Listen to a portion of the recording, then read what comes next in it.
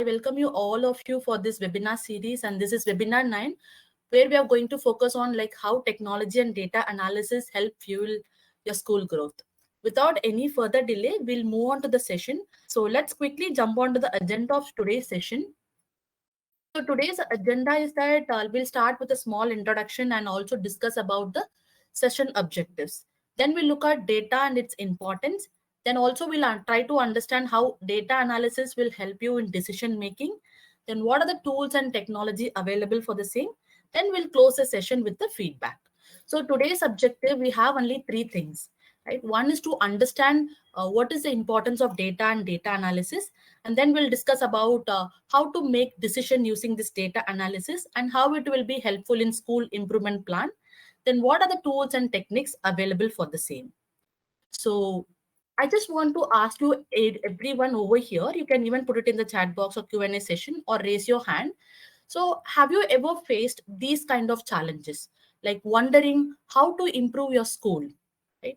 Or wondering how to attract more parents and increase your enrollment, or even thinking about how to empower your teachers, or with the lines inclined to student learning outcome. Post COVID, we are seeing a lot of learning gaps of happening.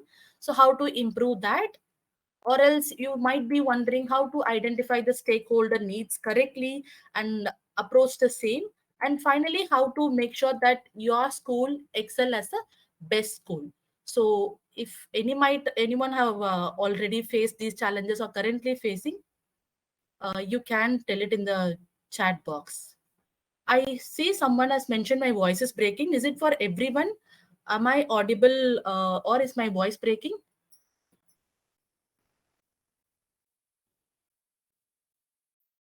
You're audible, Gayatri. For me, it sounds fine. Okay. So I would request Arjun Mudra sir, can you just rejoin so that network issues not a problem? Thank you for everyone posting. Yes, someone has said that there is always these problems and these are never ending. But what we are going to tell you is that we got your back, right? We have a simple solution to address all of these challenges, that is data. So data will help you to give answers or get answers for all these questions. That's why we are going to see how that is possible. For that, let's understand what is data. So we have lots and lots of data with respect to schools. What are the information we collect, observation we make? All of these things are called as data.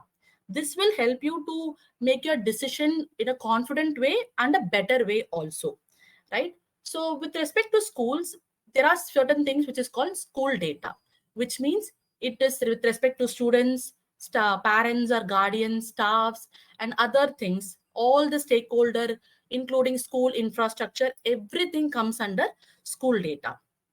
And finally, I want to like reiterate that if we are using this analytics solution, right, data analytics solution, we will be able to increase the student and staff productivity. We'll be able to make our financial management in a better way. We'll be able to streamline an operation and ensure student success, which will always lead to the entire school success. So this is about data, but let's try to understand from a relevant examples how this data will help you in decision making. Right? So here I'm going to give you four different cases. Let's take there is a principal in ABC school. He or she needs to identify key focus area and have to create an action plan. In this case, let's try to understand how data is helping in decision making process. Okay. So let's look at the challenge initially. First challenge, this is a challenge without any backed up by the data. This is saying that parents are not paying fees. Many of you might have like said this challenge or faced this challenge, right? Since the challenge is not very clear, we are unable to identify the root cause. Since we are unable to identify the root cause, we will take a general approach, like we will be involving a class teacher in fee collection. So let's look at the same challenge with the help of a data, how it will look like. Here the data says 30% of the parents are paying fees on time, right? Which it helps you to say that we need not to worry about these 30% of the parents. 50% of the parents are making delayed payments. 10 parents require reminders, and 10% of the parents have lost their income. With this challenge, which is backed up by the data, we can identify the key root cause of it, right? We can say that 50% of the parents require extended timeline, whereas 10% they require like early reminders or something like that. And finally, 10% require alternate fee collection.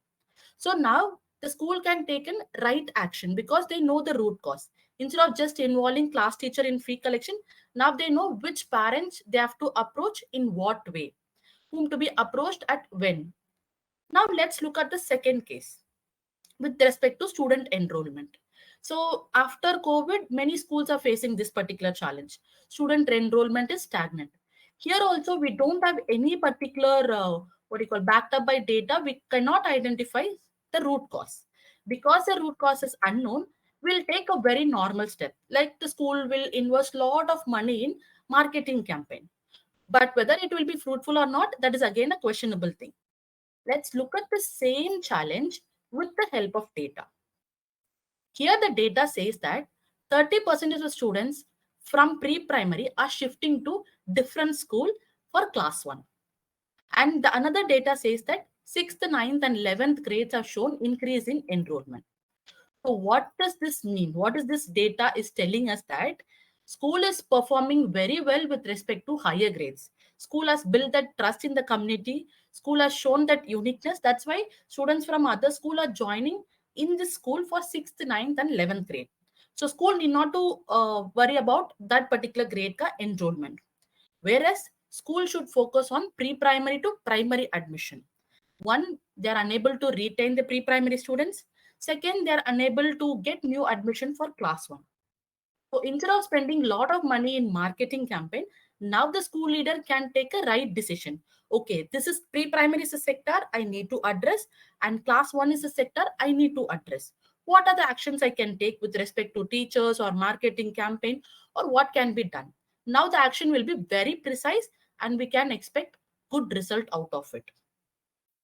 Let's also look at few more things. The third case is that drop in student learning level. So here also, I think after post COVID, we are seeing a lot of learning gap are happening in our schools, right? But what does the key finding tell us? It's the, since we don't have anything to back up, the school assumes it's because of online learning classes. Many didn't attend, that's why there is a learning gap. And what is the action plan? They what they do, they extend the class hours. They conduct extra classes for all the students. Let's look at the same challenge with the help of a data. Here I've taken only one case. In class 5, 50% of the students have performed below average in English, whereas 90% have performed more than scored more than 80 in maths. This data clearly tells us that students are doing good in maths, right? They need extra attention in English. So the extra resources or extra time need to be spent in English rather than spending on the whole subject or everything. So here again, you can take a precise action based upon improving the English learning outcome rather than conducting extra classes for all the subject for all the students. And let's look at the last case. Teacher motivation seems to be low. And then in this case, the school leader be wondering like why the motivation is low. They don't understand what is the root cause causing this, right? So what they'll do, they take a general approach. They like organize a motivational session, thinking that this might be helpful.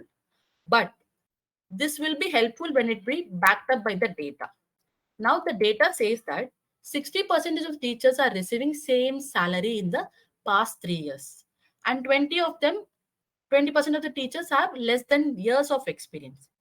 From this, you can take a inference or insight that since the salary has not been raised, that somehow it's affecting teacher motivation. And then there are early career teachers in your school who might be facing a lot of difficulty, confusion to how to approach the classroom, how to approach disruptive behavior.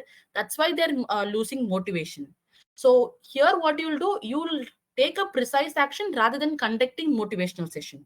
You'll address the needs of the 60% of the teachers and 20% of the teachers rather than like conducting one generic session. So through these four cases, what is that one thing I'm trying to point out here is that data will help you to understand what is the root cause of this. The root cause will help you to find the right action. Let's try to understand more about data. Let's look at, there are different types of data available. Four types of data are available. Let's look at one by one. The first one is demographic data, right? This demographic data means the basic information about your stakeholders of the school, be it staff, be it students, or be it community. But I'll just give you a few examples, right? How, say for example, how does the enrollment looks like in the past 3 years? That data is demographic data. How is the student learning outcome? And then with respect to student details, like how many students are there, their name, their gender, their age, their learning outcome, their performance, sorry, their not learning outcome, their age and the general profile. And teacher details, like what is the qualification of teacher, how much experience they have, how long they have been in your school.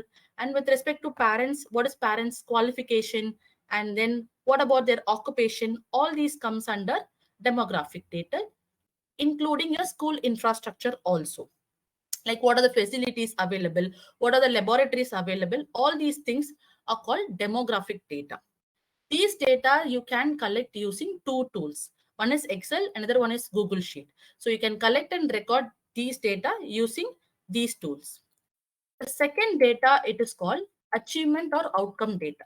This only talks about student performance, none other than that, right? Be it within your school, district level, or state level, or any kind of assessment. Your student performance will be coming under achievement data. You might be conducting monthly assessment or quarterly, halfly.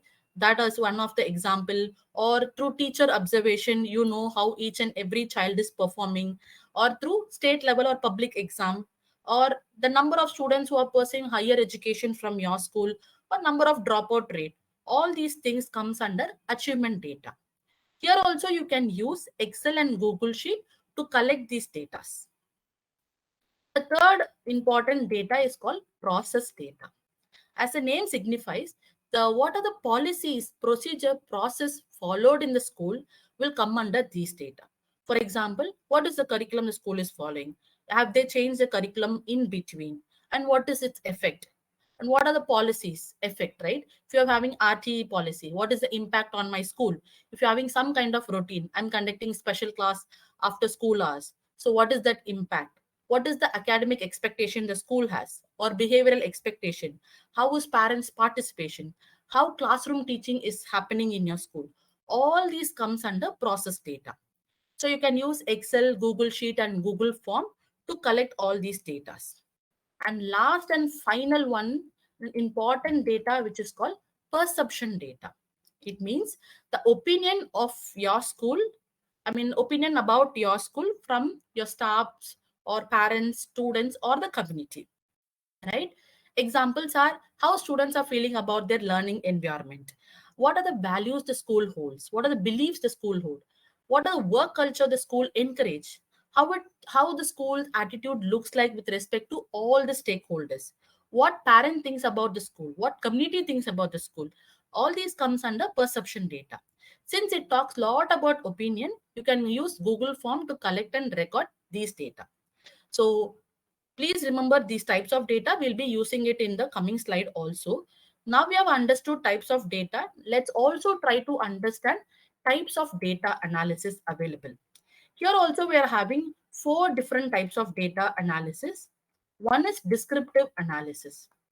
Descriptive analysis, as the name suggests, so it is just that it pulls the raw data and tells you what has happened or what is happening. That's what the descriptive analysis is all about. I'll give you a few examples. For example, if you want to understand student enrollment trend, post COVID, how it is happening, or you want to compare before COVID. So, what is my enrollment was in 2019, 20, 21, and 22. If you're going to analyze that, it is called descriptive analysis. And talking about school financial status, how it is working, what is the demand and market research for my school, that is called descriptive analysis. If you have certain goals and if you want to track that goals, you can use descriptive analysis. So these are the few examples where descriptive analysis will be used. The second one is diagnostic analysis. As the name suggests, This analysis is precisely to find the issue. If there is any issue, you want to understand why this is happening in first place, you will be using diagnostic analysis. So some of the examples are, you might have recently seen some products or program are getting lot of demand among the parents. So you want to understand why this demand is happening in place. What is this product is all about? And then if you want to understand your stakeholder behavior, recently my parents are not participating well in my school. Why this is happening? Or if you onboarded any programs or policies, if it is having some issue, you can use diagnostic analysis to understand why this is happening. Third one is predictive analysis. So if you want to understand what might happen in future, you will use these analysis. So that is called predictive analysis. So if the trend is shows like this, what might happen in future? Few examples are, you can use it in your financial forecasting. So next year, what are the investment or expenditure I can expect? How I should be prepared? Or what will be my parents or other stakeholder needs in the future? In the coming year, if I want to increase my enrollment, what their needs will look like? What should I do differently in marketing and campaign to increase my enrollment? So it always talks about or answers the questions about the future. Final one is prescriptive analysis. So this is an analysis which helps you to find out what should I do next. I know this is the issue. I know this has happened because of this reason. Now what should I do? So few examples are like financial decision. Say for example, I know I want to attract more parents. So what are the investment I should do next year? Should I onboard more programs? Should I onboard more teachers? What should I do? How can I improve my teachers capacity building? What are the programs and product I should onboard for students? All these comes under prescriptive analysis. So it's very important to understand types of data as well as types of analysis. Why? Because many of the times we might have right questions, right? I want to understand why this is happening. For that, you should know which data to collect and which analysis you have to choose, so that you get an answer that gives, or you get an answer that matches your question. So please remember, these two will be using in the coming slides also.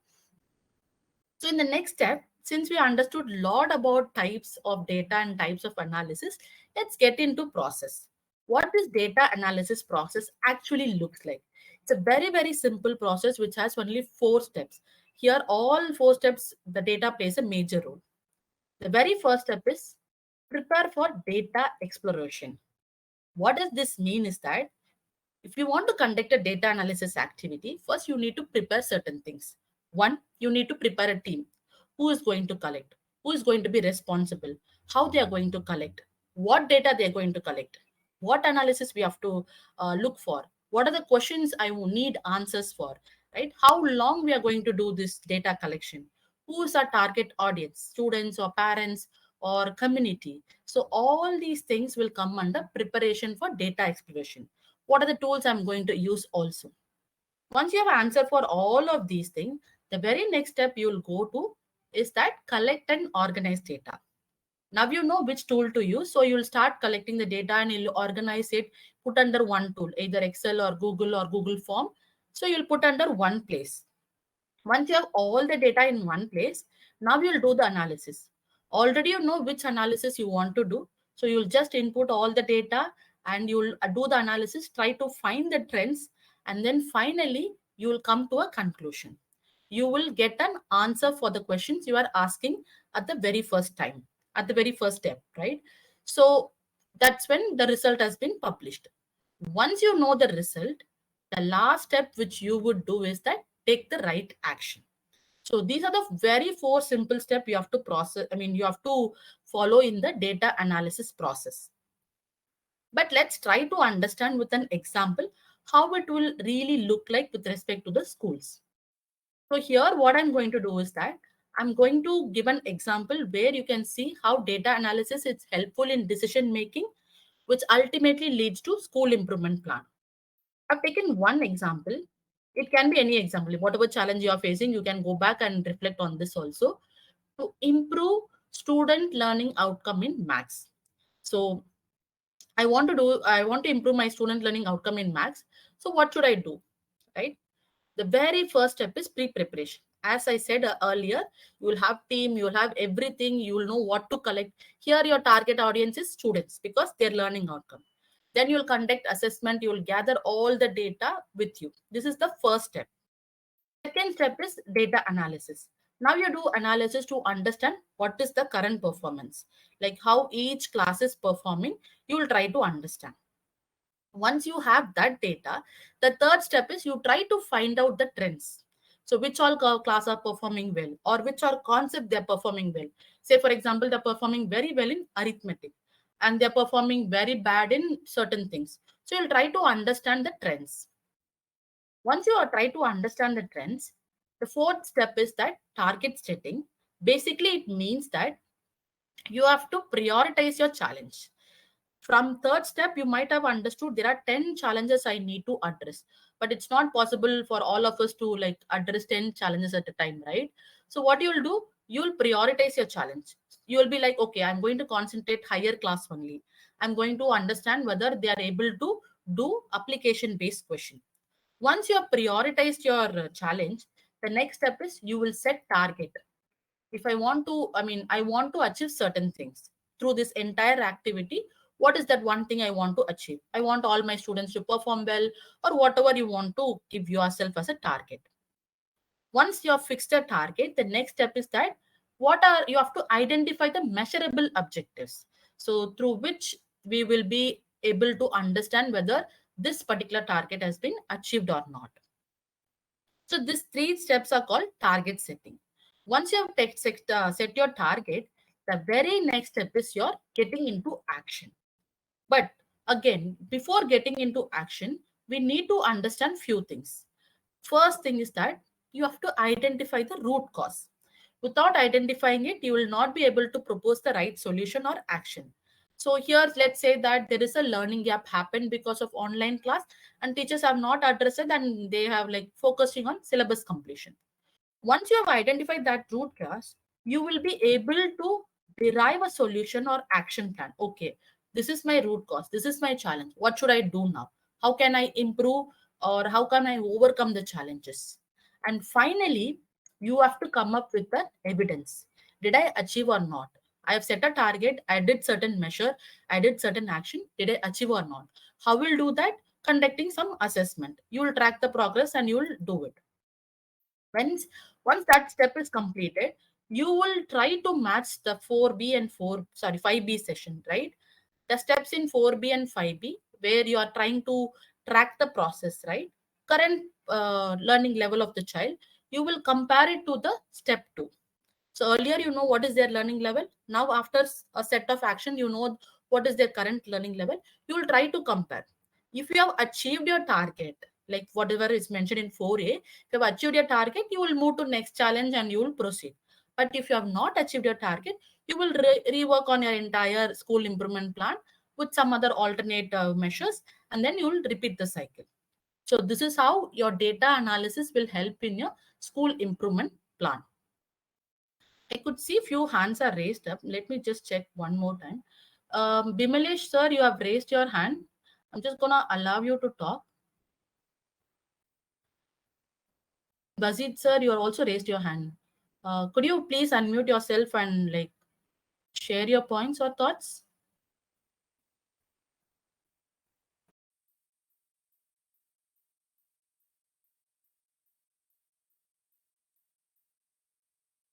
Okay, it might take some time, sir. So you'll see an yes, I think Bimalesh, sir, can you hear me?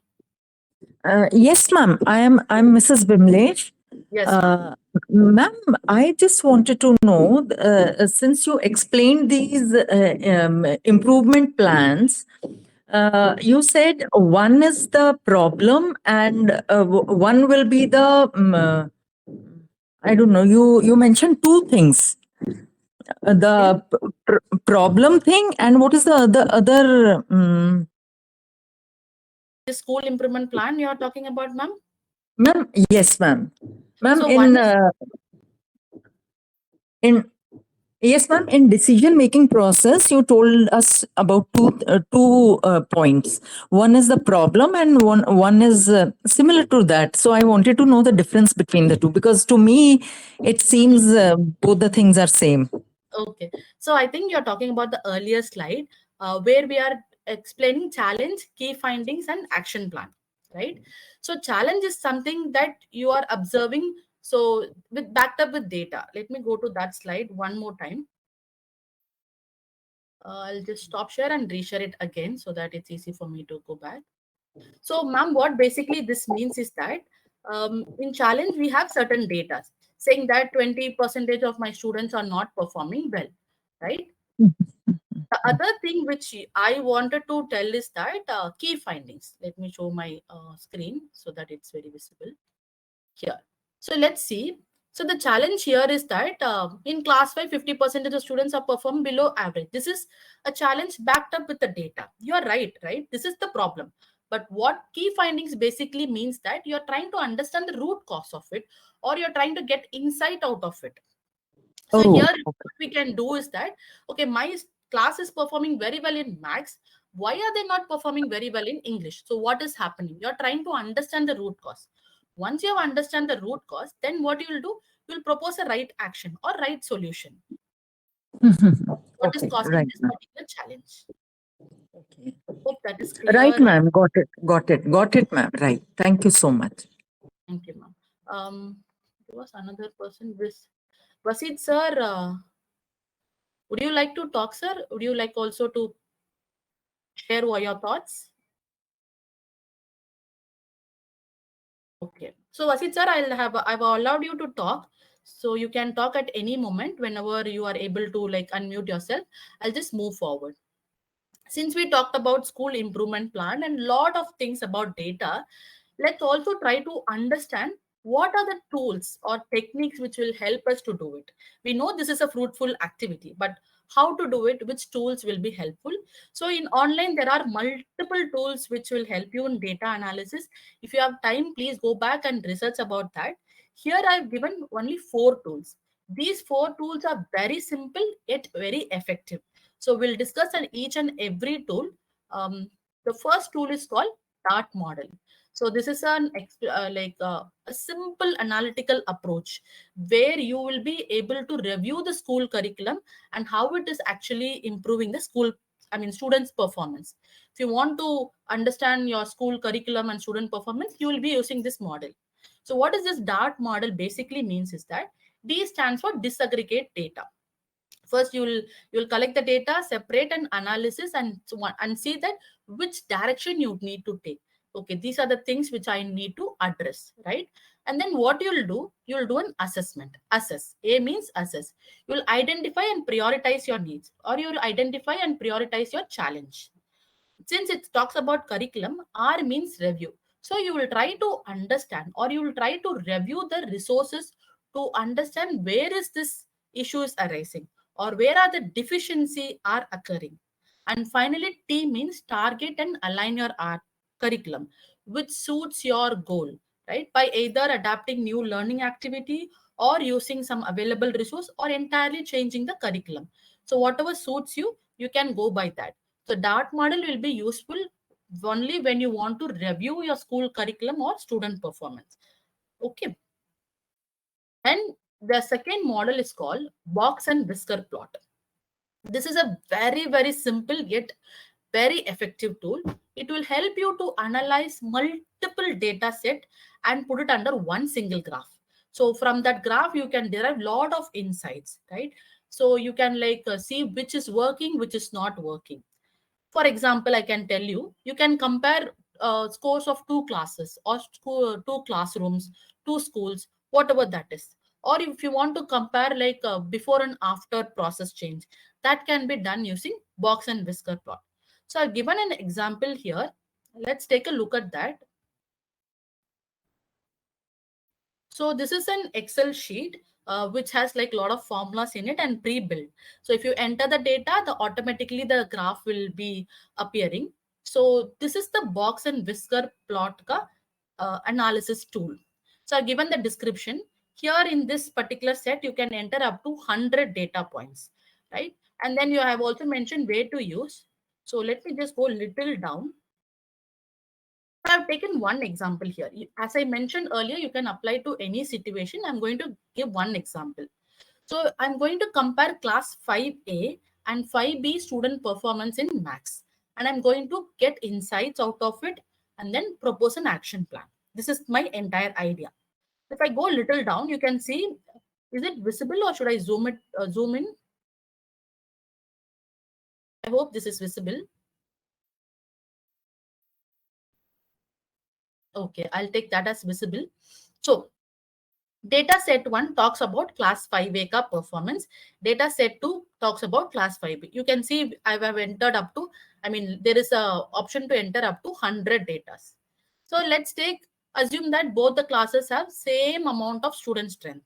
I've entered the marks of class 5A here in left hand table, and I've entered in right hand table. So once I've entered, this graph will automatically be created. I'll show an example at the end. Let me first explain all of these things. So this is the graph you will get. Along with the graph, right hand side, you will see a small table also. This also, either you can get insights from these table or from graph. Let's try to decode what this graph is telling us, right? The very lower line, the red line, you can see in a horizontal line, right? So that means minimum.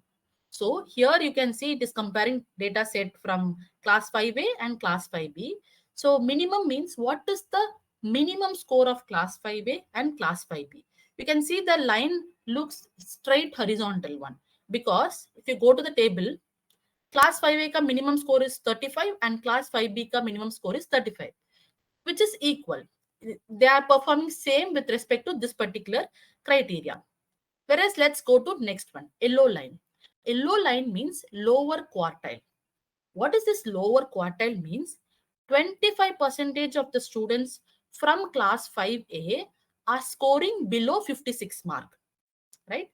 Whereas in class 5B, 25% of students are scoring below 50 marks.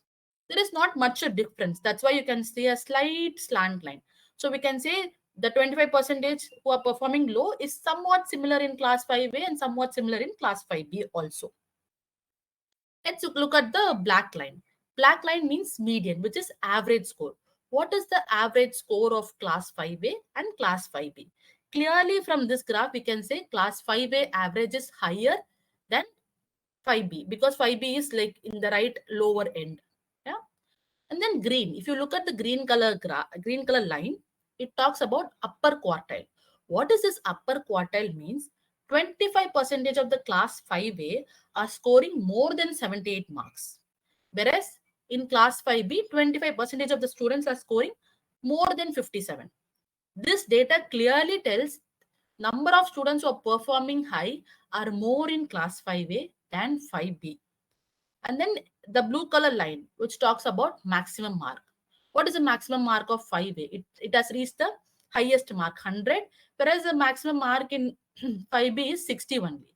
So through this data, we can see class 5A performance is increasing somewhere, whereas the class 5B, the increase is very, very narrow. There is not much of gap between each and every category. So the increase is very narrow. We can conclude that class 5B performance with respect to each and every category is low. In annexure, you can go back and refer to like what is this each and everything meant by. So from this graph, we can able to understand like, okay, 5B is performing little bit less. Now, what should I do? I either should like give a lot of attention to 5B, or should I need to monitor the class teacher or max teacher of 5B, how they can be different from 5A. All these actions, you can take it out from the key findings. Once you're able to like what do you call interpret the data or graph.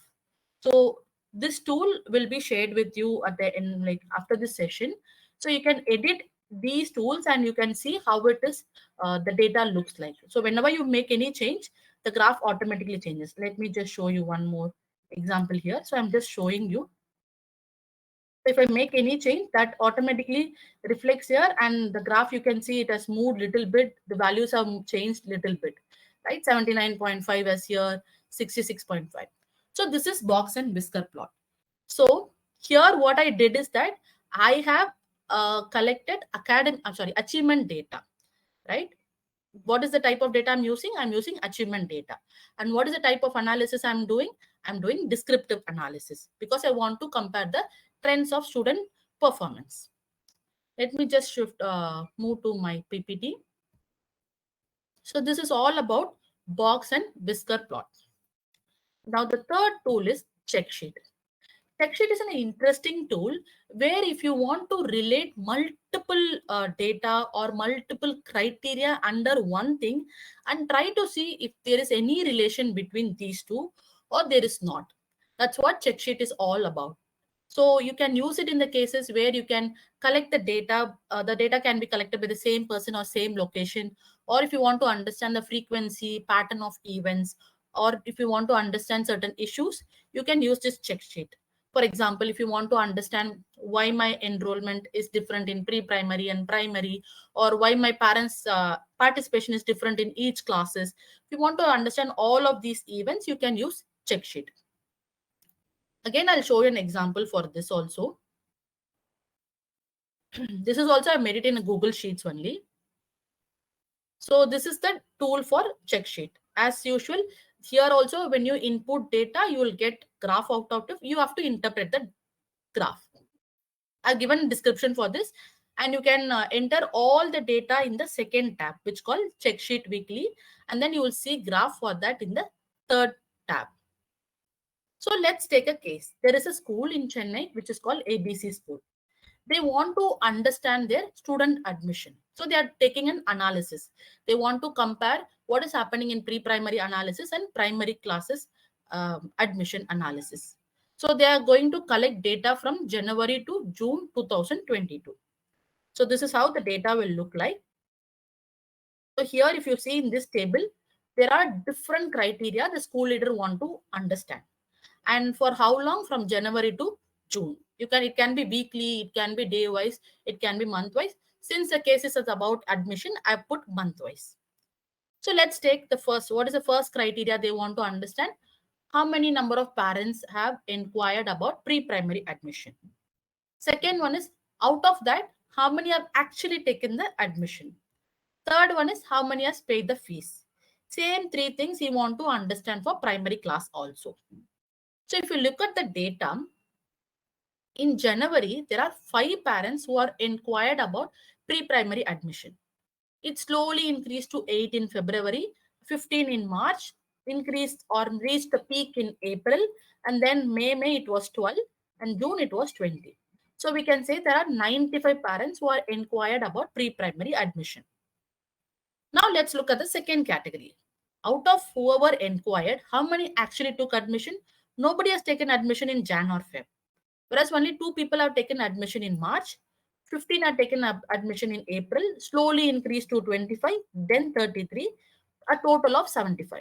From here only you can understand, out of 95 parents, 75 have taken the admission. Whereas there is a good amount of gap. 20 parents the school has missed. So this is the key finding. Now school has to take certain action to get these 20 parents to be enrolled. Last criteria is that payment of fees. There is no payment of fees is happening till March. Slowly it's starting in April, then in May, then it reaching the peak in June. So here we can see whoever has enrolled newly have paid the fees, which is equal. And you can look at the primary admission data also. So I'll just run through a little bit. So it starts from January, reaches its peak in March, and slowly getting decrease. And June, May, there is no inquiry at all. There are 85 parents who have inquired. Out of these 85 parents, how many parents are actually took enrollment? So it starts from March. Nobody has taken admission in Jan or Feb. It starts from March, reaches its peak in April, then again declines in May.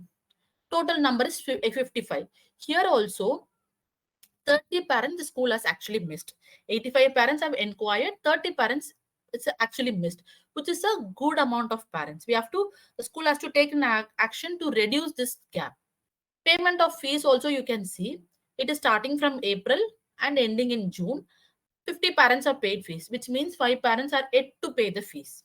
So these are the insights I can get it from the rough data only.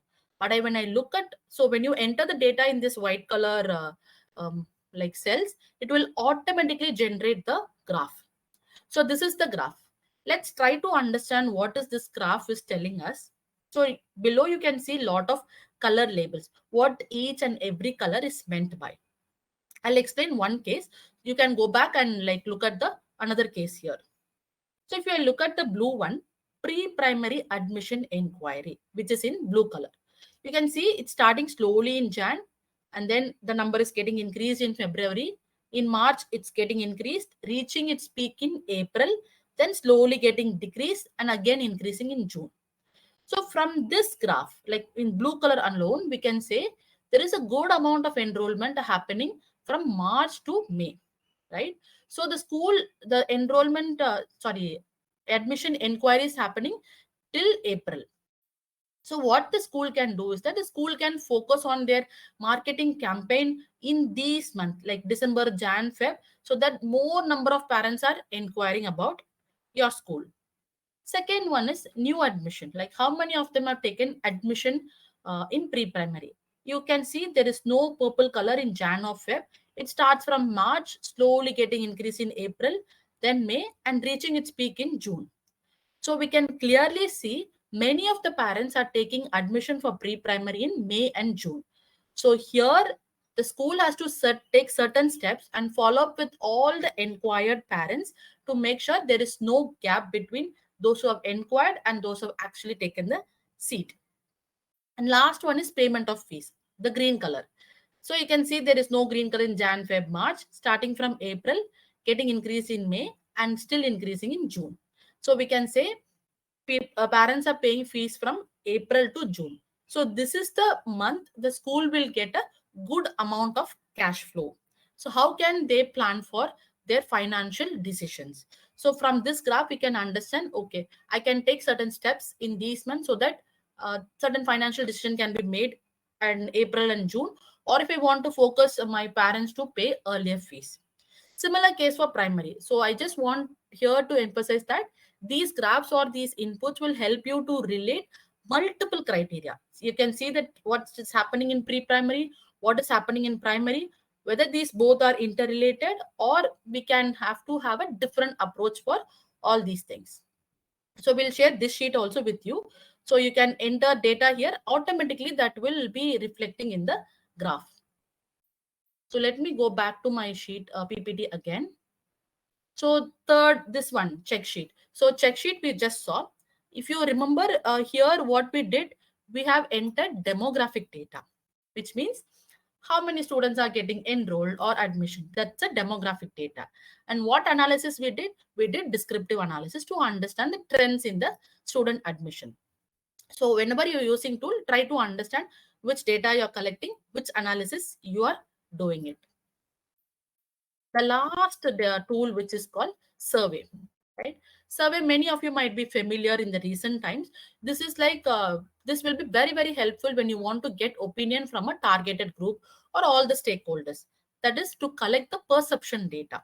There are multiple ways to collect the survey data. Like either you can have a sheet of paper with questions and parents or anyone can take it, or you can do face-on-face interviews, or you can like do a focus group sessions, or you can do some Google form surveys also, right? So this survey tool will be very helpful, one, to understand what is your stakeholder need, what is their preference, right? Are they satisfied with your school? Are they satisfied with the learning environment? If there is any changes, whether that change is actually successful. If you have launched any program, how the program is working, whether it's very successful, are your stakeholders are satisfied with your actions. All these things can be gathered under or analyzed under survey tool. So here what I did is that I've also given a Google sample form. I'll just tell a scenario. There is a school where the PTM participation, parent-teacher meeting, in that the parents' participation is very, very low. The school want to understand. Again, here the data they're collecting is perception data. What analysis they'll be doing? Can anyone tell me? They want to understand the issue. So what analysis they might be doing?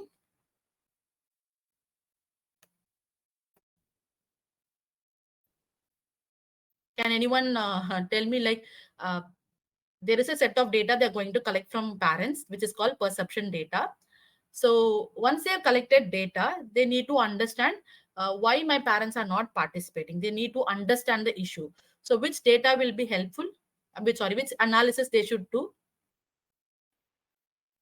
I'll just wait on that question. Meanwhile, I'll discuss about this particular form. If anyone knows the answer, please put it in the chat box. So here we are collecting basic details: name of the student, class, section, parent name, parent contact number. And I've added only 4 questions. So there are 6 PTM happened so far, and how many they have attended, and how do they rate the PTM, and then what are the reasons for not attending PTM, and what are the suggestions they would propose to attend the PTM regularly. So there are multiple options we are given. You can go back and you can change according to your situation. So you will be giving this to parents, like Google form, and they will be recording it, right? Did anyone answer? Okay, let me tell you. So the data analysis which we'll be using is called diagnostic analysis. Diagnostic is the analysis where you try to understand the issue of it. Okay. So once you have collected this data, I'll also show you how this will look like. So once you have collected this data, whenever the parents are recording or whenever parents are submitting, you will see the responses. So this is the form which I have created. I will see the responses. So if I click on it, it says 12 people have like taken the survey. So the best part about the Google form itself, that it itself will prepare a short and brief analysis from where you can take the insights. So here you can see the name of the student, classes, sections, parents. I'm going to skip all these and go to the analysis, parent contact number. Here where the analysis actually starts. So these all analysis are built by the Google survey form. So whenever there is a response has been recorded, automatically the analysis happen. From this pie chart, I can understand half of my parents have attended at least 4. The orange means 4 PTMs, right? And there are like 25% who have attended only 1. And there are few people who attended 2, and there are few people who attended 5. From this pie chart, I can clearly say none of the parents have attended all the 6 PTMs. And there is at least all the parents have at least attended 1 PTMs. So this is the data I can infer from this. When I go down and I'll look at the how do you rate RPTM. So 1 being poor and 5 being excellent, everyone has like put around average to good range. So nobody has told the PTM is excellent, nobody has told the PTM is poor, which means there is always a scope for improvement in your PTM meeting. Then what are the reasons for not attending PTM? The highest being that I'm working and cannot take leave. So now you know like how many parents are like in this category. And there are a few people who told that meeting times are not suitable, meetings are not fruitful. This is your problem statement. So these are the things they are coming up with, why they are not attending PTM. And what are the changes they would recommend when we ask? Most of them said to keep the meetings on public holidays so they can attend. And some of them said we can do one-on-call. If I miss the meeting, we can do one-on-call. And then some of them said if all the teachers are present in the meeting, if whoever is teaching my kid, that will be helpful. So these are the 3 things which your parents wanted. Now you can compare your challenges, your problem statement with the solution they are offering, and what solution as a school you can take. So this is a one simple analysis we can do. But if you think I need to get more insight of it, these are not enough, you can always go back to that. There is a green color button which is called Excel button, Google Sheet button. If you click on that, what will happen? All the data will be pulled under this Excel sheet. So here you can go back and do your own analysis and try to understand the relation between all of these questions. So use this particular form to get the perception or behavior, anything related to opinions. Moving to the PPT again. So these are the 4 tools which we have discussed. As I said earlier, there are multiple tools, but I would say that go back, look at these sample tools and see which one will be suitable for your school challenges. Moving ahead, since we talked a lot about data types, analysis, and like tools, let's try to like get the context of it, right? Let's try to put it in a case study and see how this will be helpful. So here the challenge which I am going to address, or we are going to address as a team right now, is that in a school A, let's take, there's a school called School A, students are not performing well. School leader need to create an action plan using data analysis, right? So the first step, what will be the first step? You need to collect the data. Am I right? To do any kind of analysis, you need to collect the data. Now, what I'm going to do is that I'm going to launch a poll. So to understand or to know why my students are not performing well, or students, what is their performance looks like, all these things, which type of data will you collect? Whether you'll collect demographic data or achievement data, process data or perception data, or combination of these. It's a multiple option thing. You can select either more than two also, if you think that would work. I can see only two people has voted. I just want to understand from everyone. Please try this question, right? So you know the problem is lying within student learning. Students are not performing well. You have to do an analysis. For that, you need certain set of data. So what data you will collect?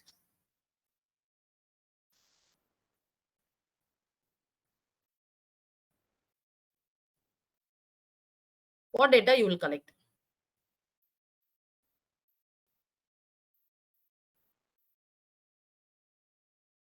Okay, I'm going to publish the results. Only few people have like voted it. So you can see the result. Like most of them told achievement data. Like two of them have said demographic and perception data, and one of you said process data. So I would say all of them are correct, right? In this case. So I'll show you how. So using, I mean, you will collect demographic data to understand what is their attendance details, because you are trying to connect the relation between attendance and performance. If students are absent for more number of days, whether they're affecting the learning outcome. And some of you said achievement data, well and good. In order to understand why they are not performing well, you should know what is their current performance looks like. That is achievement data. Process data, I think one person has said that, well and good. You try to understand what is the classroom practices the teacher is following, what is the behavior of the child, and whether the parents are involved in child education. So this is a process data. And fourth one is perception data. So you are trying to understand from both your students and teacher whether the environment is learning friendly and the work culture is good. All these information are recorded in Google Sheets. Now in data analysis, the school leader is taking two type of analysis. One is descriptive analysis, another one is diagnostic. Descriptive means why this happened. Diagnostic mean, descriptive mean what has happened. Diagnostic mean why this happened. So through these two data analysis, he is getting certain key findings. So the key findings are like, with respect to students, he's saying that 70% are performing below the grade level. If, for example, class 5 need to answer these questions, they are like around 75% of the students are not answering. And also 50% of the students are absent at least 3 days in a month. With respect to teachers, what is happening? Like certain number of teachers are new to career, and we can observe that in few teachers classroom, there are more number of students who are scoring less marks, which means some process data some process need to be improved. With respect to parents, so students who are performing very low, right? Among them, 50% of the parents have attending the PTM are not attending the PTM or attending less than 2 PTMs. With respect to diagnostic analysis, what the data or the key finding the school leader is able to find is that around 40% of students are showing disruptive behavior. Student participation has been reduced because of like what do you call post COVID. They are not interacting with their peers. And with respect to teachers, we can see that teachers are spending more time in completing the syllabus rather than working on the learning gap. With respect to parents, we can say good amount of parents are not spending time with the children. Since you have lot of data which talks about and which pinpoints what is happening with respect to each and every stakeholder, the school can take very right and precise action. Here we have proposed few action, but school can take beyond this also. Here we have proposed like They can onboard remedial program. Teachers can have a training sessions on the latest pedagogy, or there can be alternative methods for PTM attending. So the idea is that whenever you wanted to address certain challenges, you need to first collect data. For that, you need to know what type of data need to be collected, what type of analysis I should carry out. From key findings, how should I interpret? Use the tools which we discussed, 4 tools we have discussed, right? From those tools, how should I interpret the root cause, and then what are the solution as a school I can propose? So this is about the case study. Yeah. So here, so far, we have talked a lot about data and data analysis. So if you have any question, you can post it. Meanwhile, let's also look at what are the other programs Vartana is offering. One is that Unlock program, which focuses on the remedial program for class 1 to 8 English and Maths. And another one is Smart Fee program, where it helps the school to collect fee collection in a smooth manner by also unburdening parents' fee payment by giving them option of paying it in a monthly installment. So if you are interested in any of these 2 programs, you can write it at hello@vartana.com, or you can contact this customer care number. So we'll be helping you to understand your need.